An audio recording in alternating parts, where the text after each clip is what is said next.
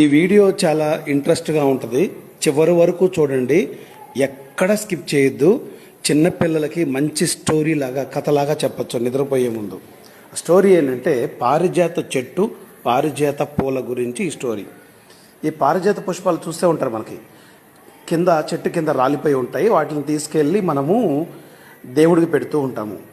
ఈ స్టోరీ కథ ఏంటంటే, అసలు యాక్చువల్గా ఏమవుతుందంటే, ఒకసారి రాక్షసులు అలాగే దేవతలు ఇద్దరూ కలిసి పాల సముద్రాన్ని చిలుకుతున్నారు. చిలుగుతూ ఉండగా దాంతోపాటు అమృతం వచ్చింది, అలాగే విషము వచ్చింది.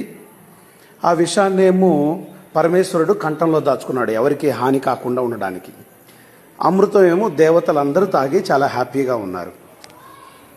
దాంతోపాటే బయటికి వచ్చిన ఇంకొక అద్భుతమైన వస్తువు అదేంటంటే